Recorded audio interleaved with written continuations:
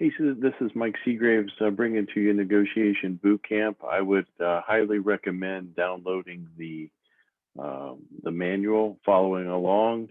We're going to go through quite a few slides. So the first one is Negotiation Boot Camp is to help you get into the right frame of mind as you negotiate, if it be a listing price, if it be a buyer contract, understanding the psychology of how some people work, trying to find the middle in a negotiation to effectively complete the sale. The expectation is this class is you should have an understanding of basic concepts of negotiating. It will help you, and the expectation will be a deeper awareness of the objectives and how to successfully navigate each stage of the negotiation. A framework for navigating buy side and the sell side, and a grasp of various tactics to maximize the negotiation process. As a result, you will gain a greater understanding and comfort and success with the tactics used. Different plans. We're going to go through the negotiation theory, which is an understanding of the building blocks of negotiating.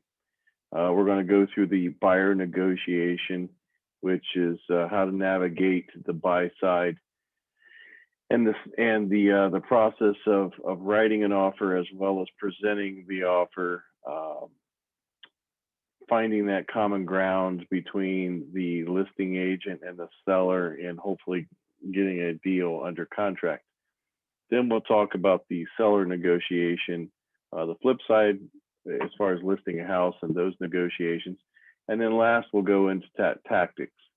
So what is this course about? The course is about, teaches a fundamental framework for handling any negotiation. It covers everything from a format for restructure, as well as your approach and tactics while you're in the negotiation. So we're going to go through first the negotiation theory. Again, we're following along in the book. There are four key concepts: position, interest, bottom line, and zone of agreement. The book itself, the manual, does have a series of fill in the blank opportunities, and this is where you would probably start, and you'll see the items in bold would be fill in the blank. So a key concept is position. Positions are what is in negotiation. So you're trying to determine where does my client stand in negotiation? Where is their position? It also consists of interest. So what is my motivation in making an offer? What is my motivation in getting this done? Essentially, positions are a series of stances working to maximize your client's interests. So look at this as an example of making an offer and making counters, thus changing your position and increasing your leverage in the process. The key next key concept would be interest. Interest is the basic need to be met. So in this case, we're looking to meet the need and interest in the parcel or the piece of real estate. Interests are the underlying reasons, values, and motivations of why we make an offer. Why does my client have interest in the property?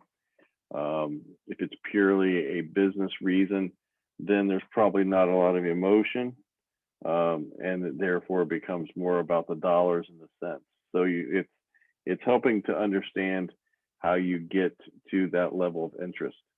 Interest is typically not expressed, but will be primary influencers to a client's position.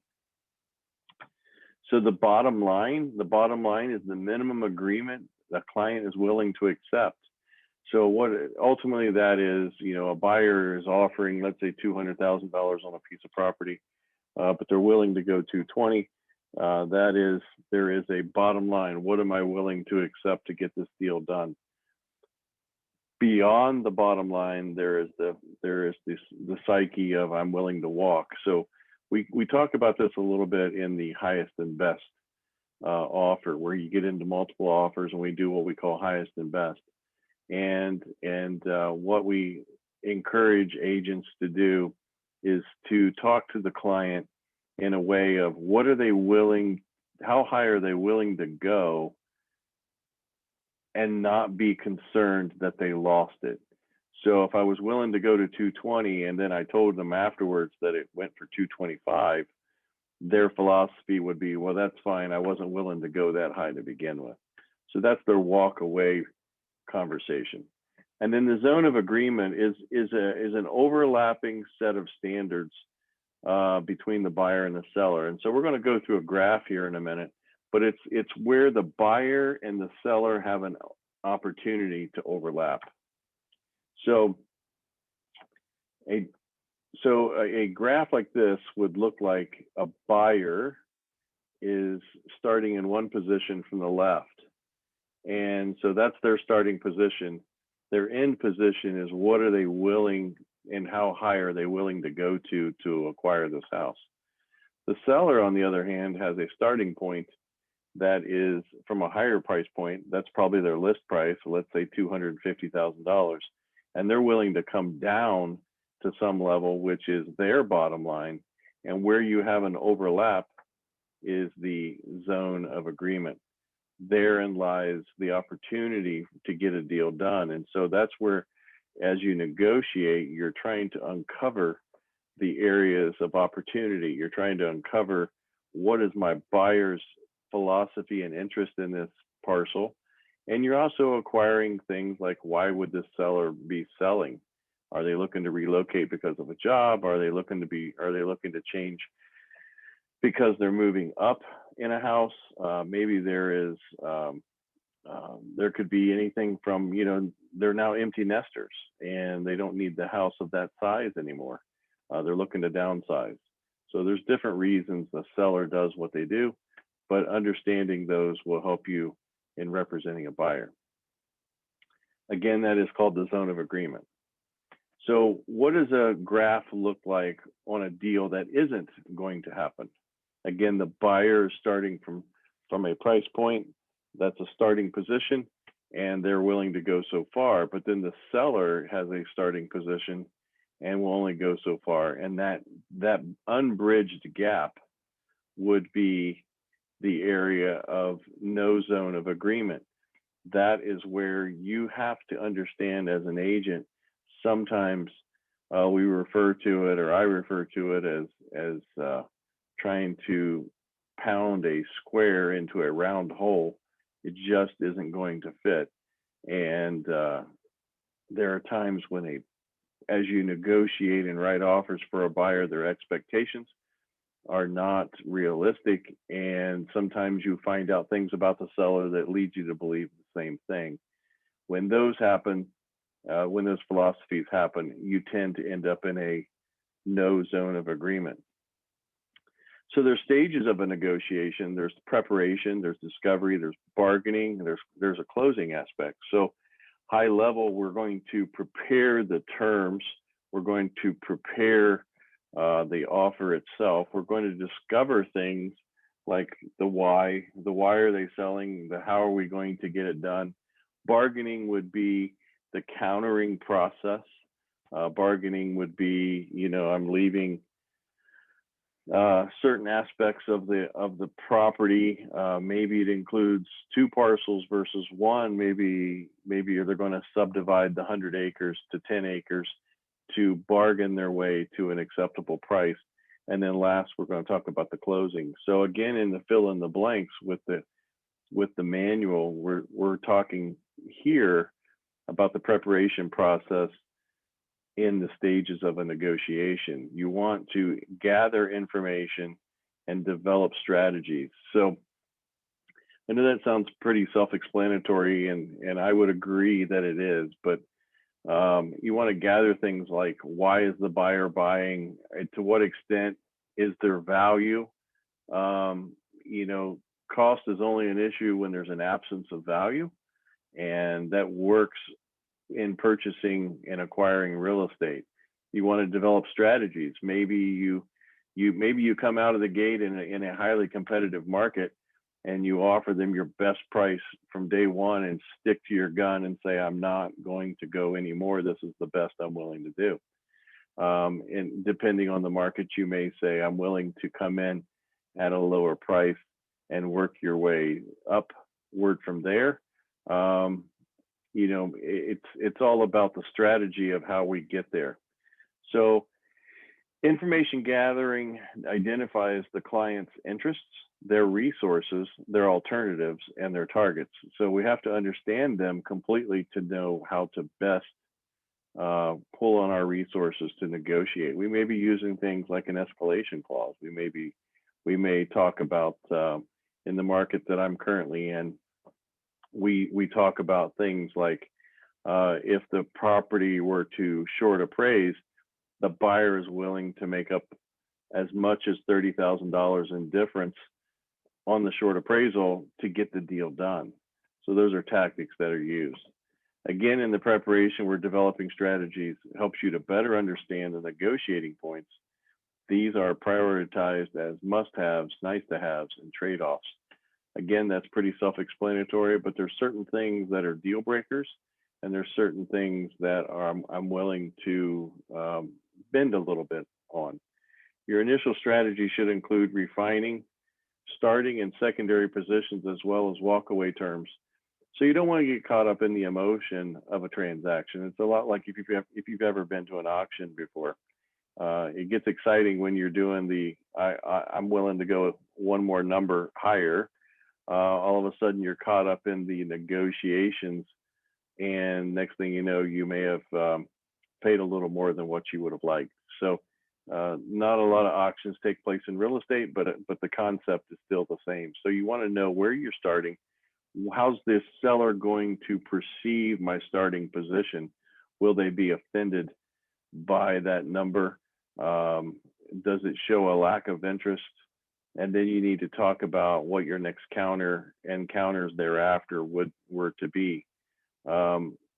Philosophically speaking, as far as counters go, in real estate, when you get past one, maybe two counters, you probably need to start looking at it as an agent of, I need to put my best foot forward as a consumer. Otherwise, I'm putting my contract in jeopardy and probably not going to get it done if you get past two counters, because at some point you will start to tick off the people who are involved. So then into the discovery stage is they focus on the counterparty's interests. So what we're trying to do in this aspect is, why is the seller selling? You want to learn facts about them. That would strengthen your offer. Other things, kind of flip this for a second. Maybe this is a house that this seller has lived in and raised their family. And so they have an emotional tie to the fact that they're leaving. Maybe they've made the decision to downsize. And one of the things that would be a tactic that you could use is, my buyer may want to write a letter to that seller explaining to them why they fell in love with this property, and kind of play on that emotion as to, my buyer is interested in taking as good a care of this property as you did for the last 40 years. Then there's the bargaining aspect. So the bargaining stage provides the biggest opportunity to influence the outcome of the negotiation. That's where we're doing the counteroffers, the concessions, the contingencies. When we get into multiple offers, the last thing that a seller needs to see is an offer with a lot of negotiating. They want a clean deal. They want straightforward, expectations met kind of offers. So again, in the bargaining, your attention should go to your client's objectives and interests. Again, not getting caught up in the actual countering process itself, and you don't want to lose in your efforts to get your client their property by playing a game, i.e., feeling like you're back in an auction where you're giving away all of your power. Where appropriate, a concession plan can help bridge the gaps, a mutually agreed upon outcome. So those are just aspects of that will help you get through it. So as far as the closing, or the last stage of negotiating, a closing stage has a higher psychological impact on the result of the negotiation. Develop a plan to close the gap, either by exchanging concessions or exploring alternative trade-offs. So one of the tactics that I would pull on at this stage of the class is, maybe you've got an offer of 205 on the table with a buyer. The seller themselves is at 220. I mean, you're looking at, let's make that example a little different. So let's say they're at 215, buyers at 205. A lot of times as agents, the concession we may take is we look at our client and say, hey, listen, let's say we meet in the middle. A good deal is a good deal for two people. You get the other agent to go to the seller and say, hey, let's meet in the middle. Let's agree to 210. Let's get this done. Let's close that door of your life in this house. Let's move on to the next house. So you kind of have to sell the big picture to the seller. Sometimes they said to you, I would never go below 215. But sometimes we've learned that they will come down when reality kicks in and common sense kind of becomes part of the equation. So identify cues that can weaken your client's position in the final stage, such as eagerness to close, threats or warnings, or guilting about previous concessions. That's where buyer's remorse kind of kicks in. So you want to be on the lookout for those things and help coach your client through those and find those areas, those zone of agreement areas where the buyer and the seller agree. So again, the four stages are preparation, discovery, bargaining, and closing. You're going to prepare the offer. You're going to gather information. You're going to develop your strategies for making the offer. You're going to discover the counterpart's interests. Why are they selling? Why are they doing what they're doing? You're going to bargain through the offer, the counteroffer, the concessions, and contingencies that are in the offer. And then last but not least, we talked about the closing, which is maximizing and solidifying the value or the offer itself. So as we move forward, we're going to talk about the buyer negotiation process. And again, we have 4 steps here, which is gathering information, prioritizing their interests, refining their positions, and clarifying the bottom line. So here is a script, and if you know anything about me in my classes, I do not do a lot of reading of the slides if I can help it. This is a script that has worked well for people in the past, and this is a great example of, I'll just kind of go through it a little bit. What I would like each of you to do is to complete a criteria sheet. And so in this example, what's happening here is the agent is actually talking to the husband and wife, let's say, and getting them to go through a criteria sheet to identify the items of value so that they can focus on those items. We want to try and define common threads. We want, sometimes the husband may say, I want a 4-car garage that can accommodate his cars. The wife, on the other hand, may say she wants a big kitchen and could care less about a garage. And so you would want to talk about those things so that you can establish expectations, realistically speaking. And so then this script here talks about, now that our priorities are the same, how do we move forward? And so we start to talk about prioritizing those interests. What is first? What is second? Maybe in the discussion, you may find out that the kitchen is the bigger priority and not the 4-car garage. And so we need to identify where are those things. Sometimes I have buyers that say to me, I want a 3-bedroom, 2-bath house, but I also want a fenced-in yard.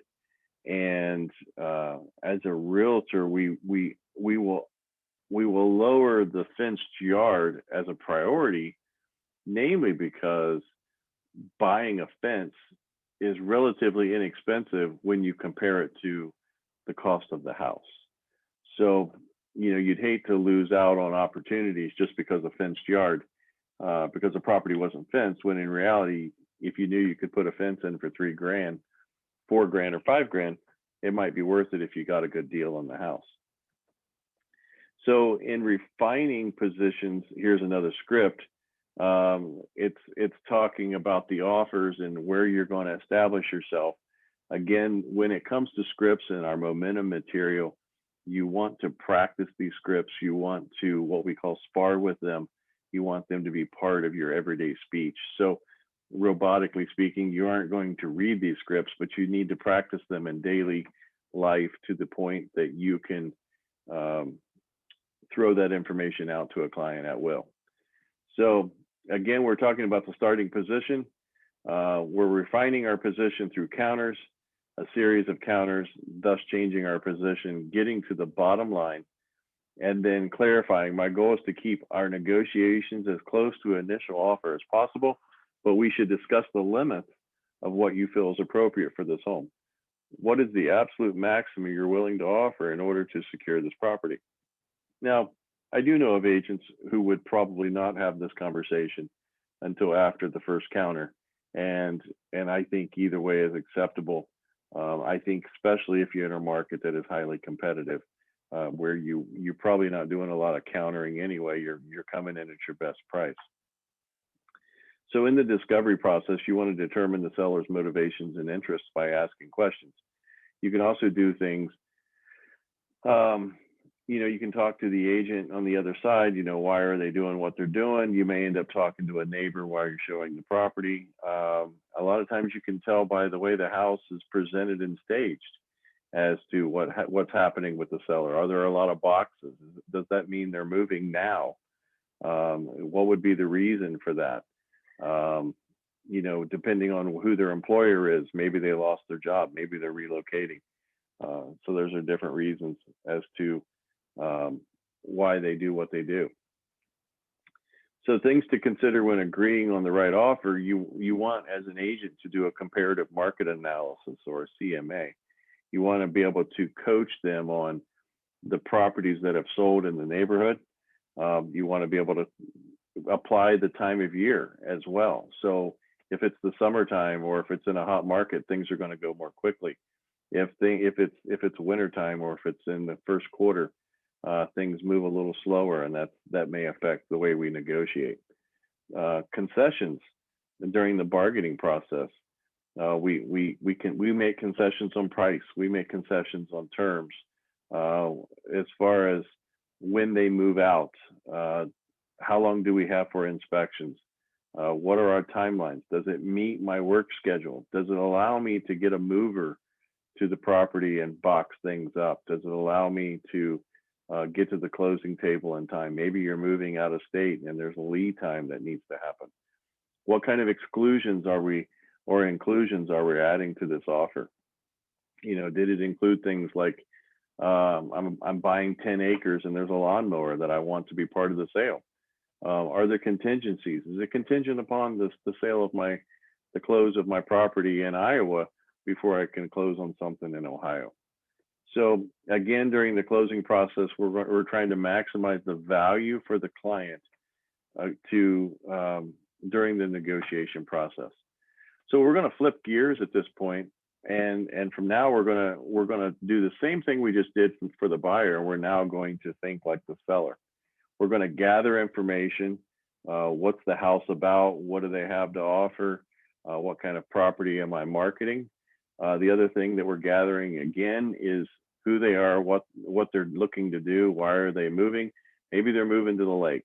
Maybe they're downsizing and moving out of state. So you want to prioritize their interests.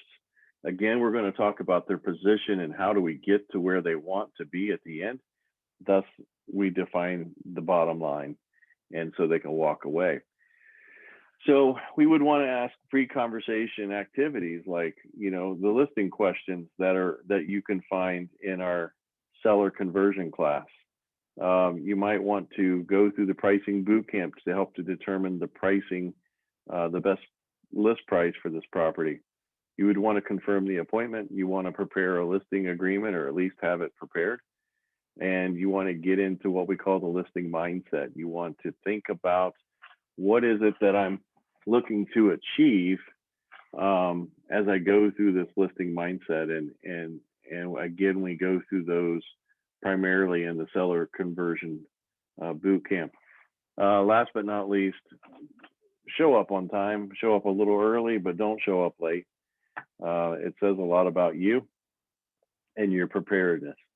And so, and understanding the dialogue and discovering or trying to determine what their needs are, you might have them go through and identify the level of importance on a scale of 1 to 10.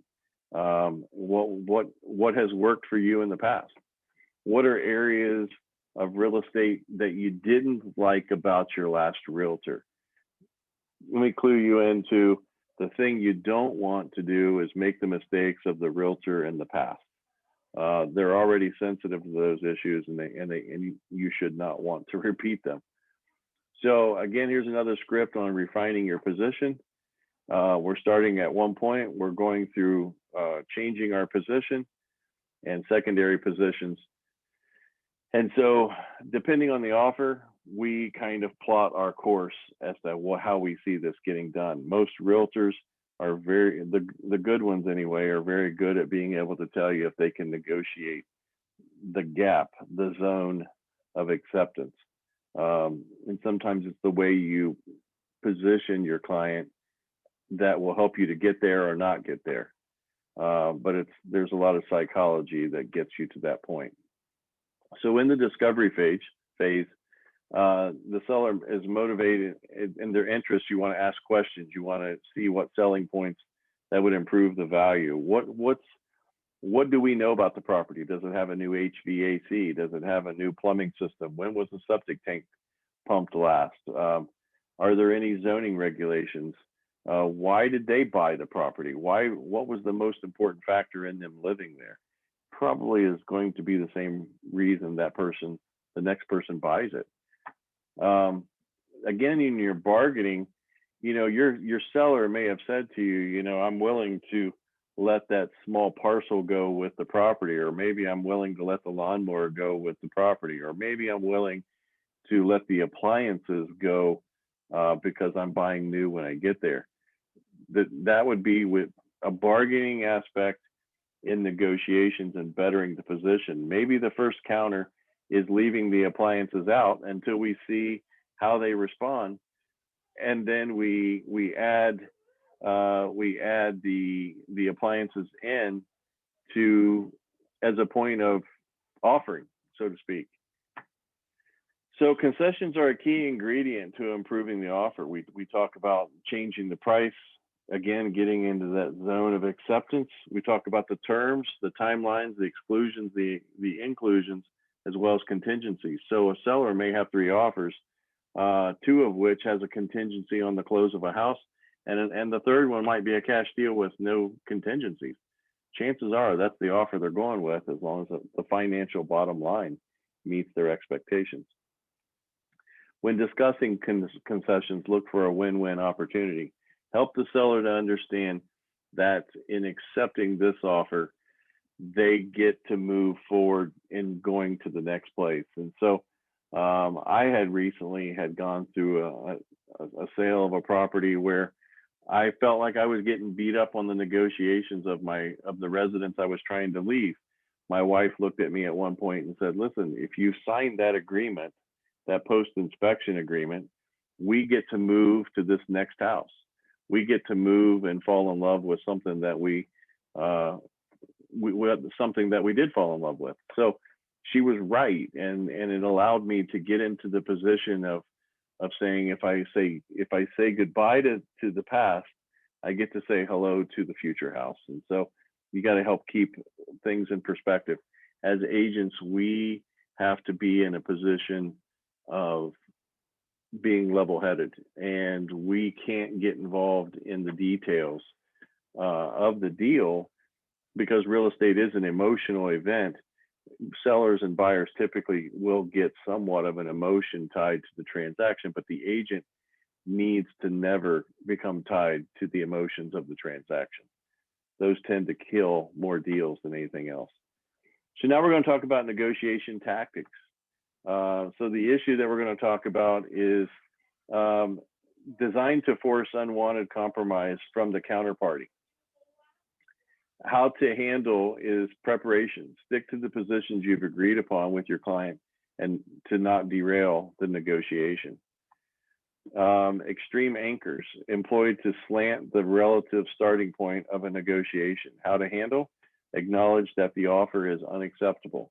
Do not immediately engage with a counteroffer.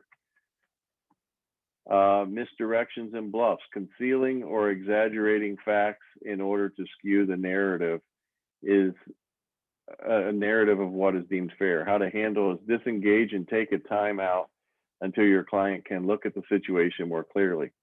Sometimes we have to kind of step back and not get caught up in that emotion. Threats and warnings. It's one of those things that common sense prevails.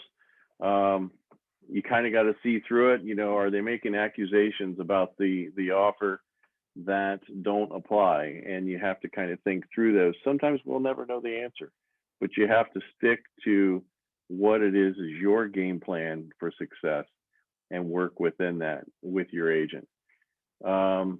So a couple of these tactics, I'm just going to kind of blow through. If you've got questions, I'm happy to talk about them on a sidebar, but they go through them in the book. It talks about urgency. It talks about dealing with irrational decision makers, and when confronted with an irrational decision maker, I think if you've been in the business long enough, you've probably run into a few of these. There's things that come into play. Emotions is a big part of why someone becomes irrational. They may be uneducated as to how real estate works in your market. Maybe the seller is the power of attorney or the executor of an estate. They think that real estate is different in Ohio because they live in Texas. Maybe they got constraints, things that are forcing them. Maybe they're dealing with an attorney.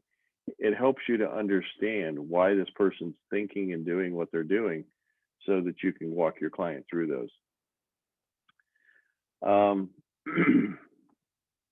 So one of the challenges you should consider your current negotiation strategy and think about how you can use the things you've learned in the boot camp to improve your approach. Last but not least, I want to thank you, but I also want to say, negotiations is a lot of common sense. You got to be cool-headed. You got to be able to think your way through it.